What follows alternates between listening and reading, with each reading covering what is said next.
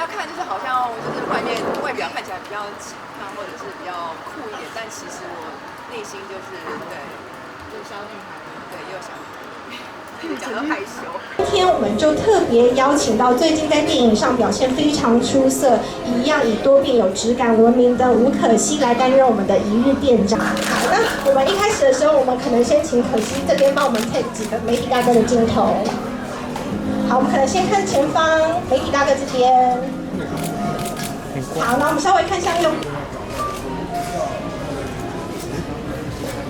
不要看就是好像就是外表看起来比较强悍或者是比较酷一点，但其实我内心就是对有小女孩，对也有小女孩。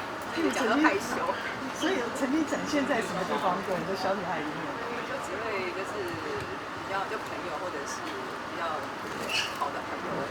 在男朋友面前也会比较像小女孩。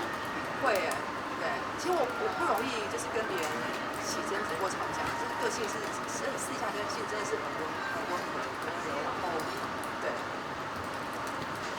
反差蛮大的。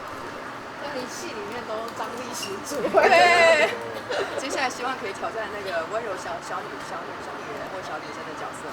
卧室的装潢也是类似这样子的小女人，你在家卧室的装潢，对，蛮像温柔女孩这样子的风格。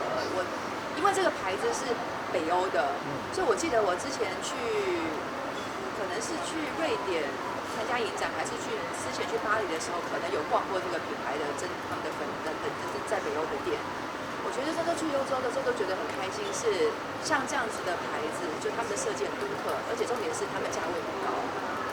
对，然后就在欧洲就会觉得哇，如果能够在台湾就是用一样的价位能够有购买得到的话，就很好。因为这样在之前在欧洲，我很喜欢在欧洲逛各式各样的家饰品，然后我喜欢收集就是比如说北欧丹麦哪一点、瑞典哪一点，就特别的东西，在台湾买不到的。然后可是就是每次就行李都会被我塞爆。